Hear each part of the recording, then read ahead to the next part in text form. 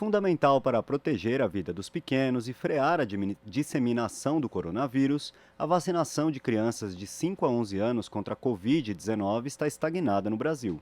Faltam doses, mas também há hesitação por parte de familiares por conta de mentiras disseminadas pelos antivacinas.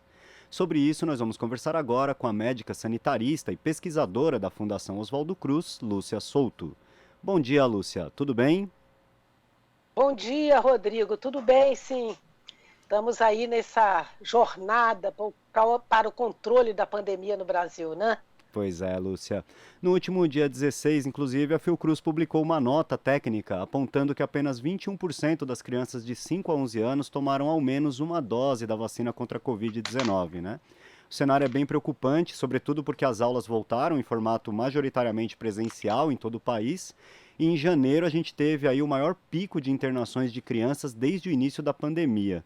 A que a senhora atribui essa lentidão da vacinação e por que é importante que as crianças sejam vacinadas, Lúcia? Olha, Rodrigo, primeiro, a importância ela é incontestável, né? Nós já estamos assistindo no mundo inteiro o impacto positivo da vacina de uma forma assim, indiscutível para o controle da pandemia. No caso das crianças, ao que a gente está atribuindo? Primeiro, a lentidão, ela é, na minha percepção, proposital.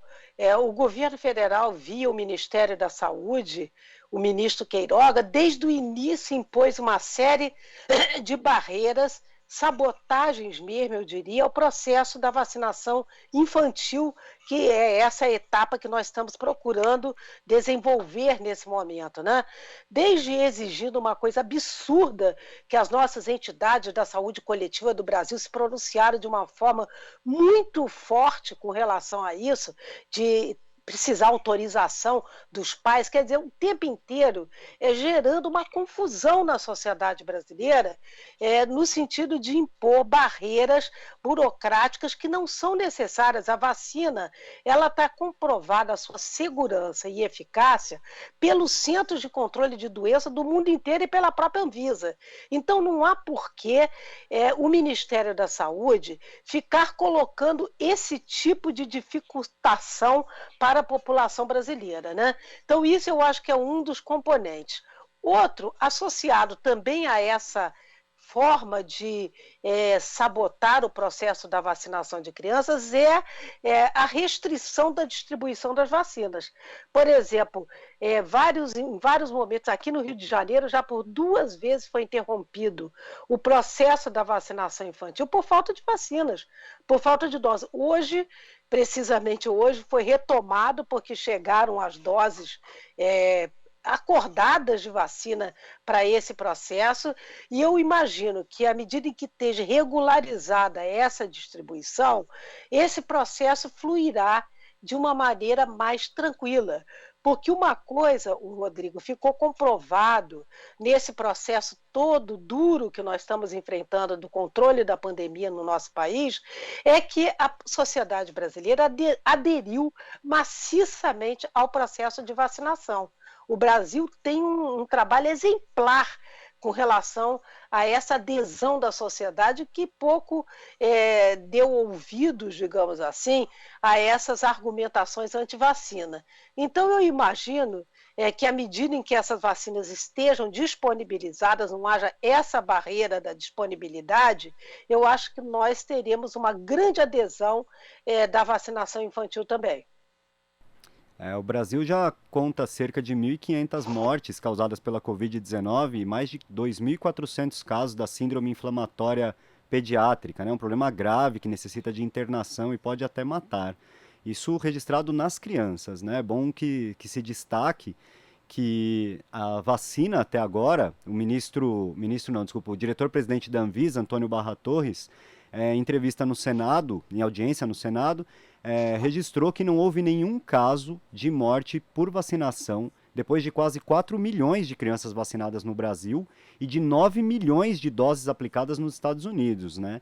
Então, ou seja, a gente tem muito mais risco de uma criança adoecer gravemente e morrer contaminada pela Covid-19 do que por qualquer vacina, né, Lúcia? O que isso mostra aí para os familiares? O que a gente pode destacar desses dados?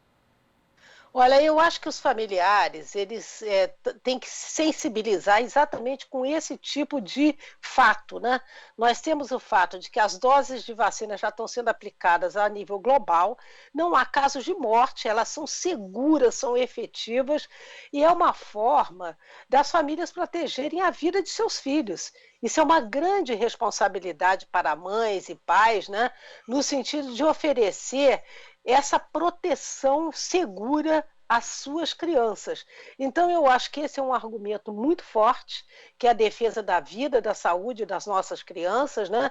E também o fato de que há muito tempo nós usamos vacinas. As crianças são protegidas contra doenças muito sérias ao longo de suas vidas, a poliomielite, a varíola, o sarampo. Quer dizer, então há todo um histórico de como as vacinas elas mudaram a história da saúde pública no mundo.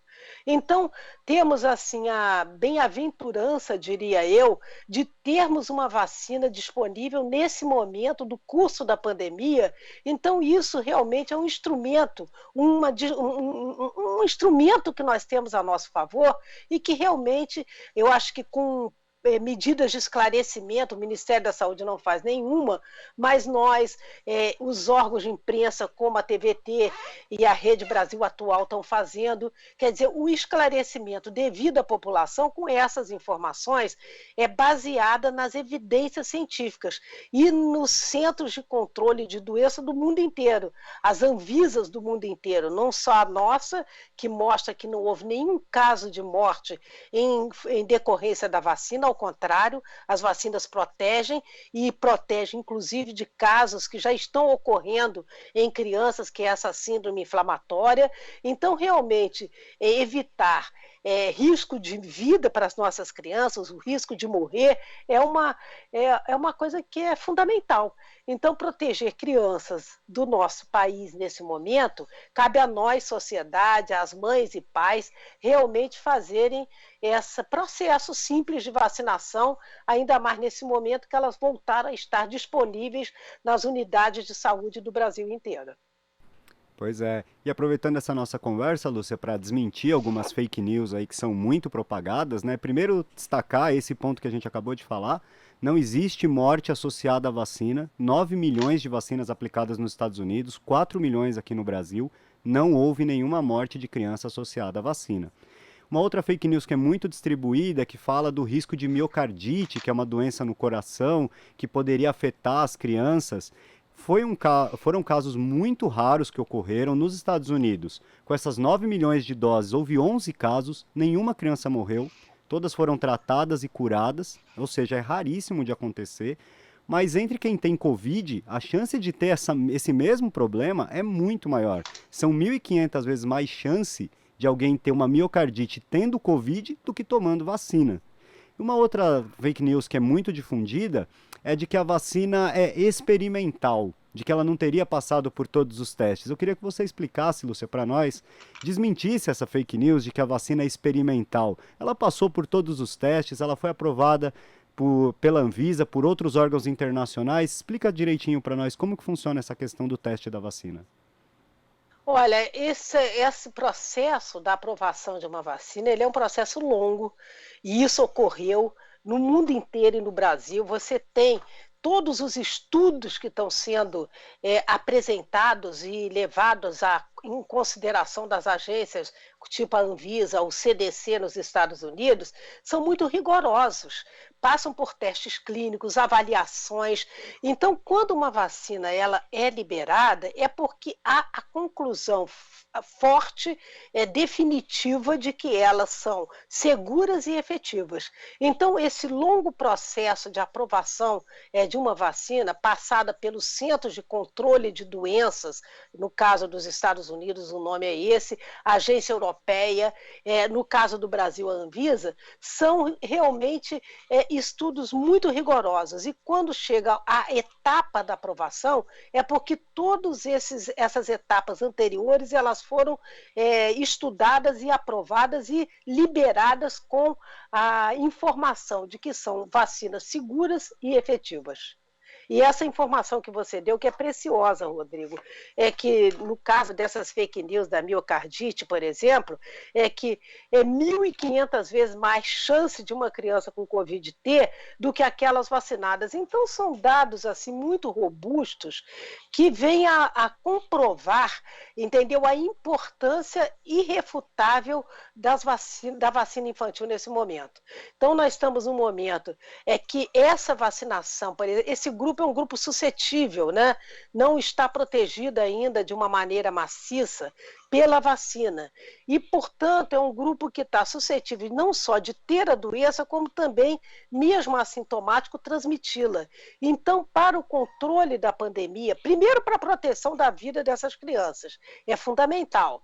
Todas as crianças já estão vacinadas, meus netos, graças a Deus, também estão vacinados. E, na verdade, eu acho que para o controle da pandemia, esse tipo de ação de saúde pública, ele é absolutamente fundamental. É mesmo. Eu também tenho uma filha de 6 anos que já foi vacinada, estamos aí ansioso pela segunda dose dela. Infelizmente, o mais novo ainda não pode tomar, porque ele tem 4 anos. Mas a gente espera que em breve, né? A gente sabe que já está sendo testada a vacina em crianças a partir de 6 meses e a gente espera que logo essas vacinas estejam disponíveis, né? Inclusive, Lúcia, a cidade de São Paulo vai começar a vacinar as crianças contra a Covid nas escolas municipais a partir de hoje. Essa estratégia é eficaz para tentar aumentar a vacinação nessa faixa etária? Que outras medidas a gente poderia tomar para tentar melhorar essa vacinação, além de comprar vacina, que a senhora já destacou, que o Brasil ainda não tem uma quantidade significativa de vacina para as crianças? Eu acho que a primeira estratégia é essa, o governo disponibilizar a vacina na quantidade necessária para que ela seja usada agora. A segunda, eu acho que essa estratégia que São Paulo vai adotar, e eu acho que o Rio também provavelmente o fará, e outras capitais e cidades brasileiras, de ir ao encontro desse público-alvo, digamos assim, que são as nossas crianças, nas escolas, eu acho que é uma estratégia que pode ser muito efetiva, porque você facilita, entendeu? O acesso, que é o principal barreira, né? Você facilita o acesso dessas crianças nas escolas, e eu acho que pode ser realmente algo fundamental para atingirmos a meta nossa, que é todo esse público infantil estar maciçamente vacinado. Certo. Ainda falando de Covid, mas mudando um pouquinho o foco da nossa conversa, Lúcia, nos últimos dias o Brasil vem registrando mais de 1.000 mortes causadas pela Covid-19. No entanto, esse novo aumento de casos e internações causado pela variante Ômicron parece já estar arrefecendo, né? E ficamos bem distantes do pico que foi em março de 2021, quando a gente chegou aí a ter, tristemente, 4.000 mortes diárias, né? Como a senhora avalia o cenário atual? Que cuidados ainda é preciso ter com a pandemia? Olha, o cenário atual, ele está demonstrando, e aí por experiências, o próprio observatório da Fiocruz indica isso que eu vou falar a seguir, por exemplo, experiências internacionais, Reino Unido, Espanha, enfim, vários países da Europa, mostram que nós estamos, e no caso do Brasil isso é bem visível, né?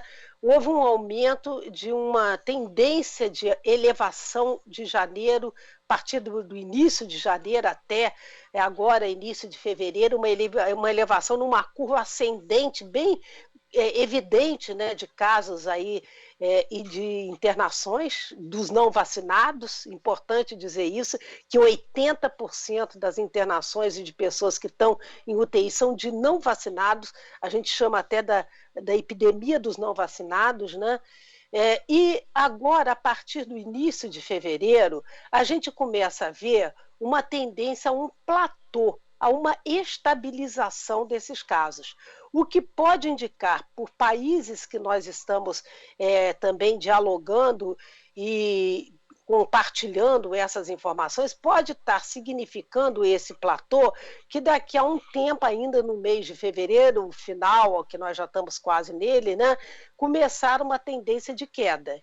Então, isso é o cenário que a gente está trabalhando, né? Nós já estamos nesse momento de estabilização, e essa estabilização pode durar, digamos assim, 2, 3 semanas, 2 semanas provavelmente, e começar um ritmo de queda de casos. Porque os suscetíveis, eles já foram, digamos assim, infectados, contaminados, e essa tendência é a tendência que a gente vem observando agora aqui no nosso país. Correto. E Mas as medidas, Rodrigo, que você perguntou e eu não toquei. Uhum. Importante é continuar o processo de vacinação, essa estratégia é fundamental. Nós ainda temos que fazer o esquema completo de vacinação, inclusive o reforço, que agora se indica também, não precisa 4 meses para a dose de reforço a partir da segunda dose, né? Então é importante esse grupo da população adulta também fazer essa dose de reforço, né? Essa é a estratégia 1. A estratégia 2, que também é combinada com essa estratégia 1, é manter as medidas de proteção individual, no sentido de que máscara, o uso de máscaras efetivas, quando você principalmente irá para aglomerações, não muito, e evitar aglomerações primeiro, e manter essas medidas, lavar as mãos, o uso de álcool, quer dizer, todas essas medidas de proteção é individual, mas que na verdade são medidas de proteção de uma sociedade, coletivas também, né? Porque à medida que cada um faz, você contribui para essa proteção coletiva, né? Então, a questão da estratégia da vacina, todos irem buscar a sua terceira dose quando estiver já no momento, manter o uso de máscaras, o distanciamento, para que a gente possa estar se dirigindo para o caminho do controle da pandemia nesse momento no Brasil. E cabe destacar, né, Lúcia, a gente teve uma grande quantidade de casos agora pela variante Ômicron, que a gente mal conseguiu registrar corretamente, porque o governo federal tirou do ar o seu sistema, os governos estaduais não conseguiam fazer a contabilização geral desses casos. Aqui em São Paulo mesmo, a prefeitura, pela onda gigantesca de casos, disse que não conseguiu passar para o governo estadual todos os dados, então a prefeitura registra muito mais casos do que o governo estadual acabou registrando, né? Então, assim, a gente teve um baque gigantesco de casos, mas o número de internações e o número de mortes, embora alto, né, mais de 1.000 mortes não é nada a se comemorar, mas não chegou nem perto daquilo que a gente teve em março de 2021. Isso é resultado da vacinação, né, Lúcia? A gente pode destacar isso, né? Com certeza, isso é incontestável. E você tocou, Rodrigo, num ponto que é um ponto muito grave. Esse apagão de informações do Ministério da Saúde. Isso eu considero, inclusive, um crime, porque, na verdade, isso está dificultando todos os pesquisadores Brasil afora fazer o seu trabalho de avaliação, de acompanhamento, porque este apagão ele é realmente algo inédito. Você tem um Ministério da Saúde que derruba as próprias informações, dificultando todo esse acompanhamento mais online, digamos assim, atualizado diariamente, como a gente sempre teve, e isso é muito sério. A gente sabe que essa onda da Ômicron, ela foi uma verdadeira tsunami, nós temos inúmeros casos, com certeza as nossas informações estão totalmente subestimadas, subnotificação, porque a gente está com esse tipo de quadro devido a esse apagão. Agora, as estratégias estão muito claras, a vacinação ela é um instrumento absolutamente fundamental nessa controle da pandemia. Então, a vacina ela está comprovada, isso é algo que a gente tem que repetir muitas vezes, é comprovada cada dia que passa o impacto positivo da vacina no controle da pandemia aqui no Brasil e a nível global. Você fez uma comparação muito real, né? Nós estamos com um número de casos enormes e você vê que a correspondência ao número de internados ela é bem menor do que foi em outros momentos da pandemia. Por que isso? Devido à vacinação. E aqueles que estão, infelizmente, internados são as pessoas, 80% delas não vacinadas. Tá certo, Lúcia. Eu quero agradecer a sua participação aqui no Jornal Brasil Atual de hoje. Um bom dia e uma boa semana para a senhora. Bom dia, Rodrigo, e a todos que estão nos ouvindo. Conversamos aqui com a médica sanitarista e pesquisadora da Fundação Oswaldo Cruz, Lúcia Souto. Você está ouvindo Jornal Brasil Atual. As notícias que os outros não dão.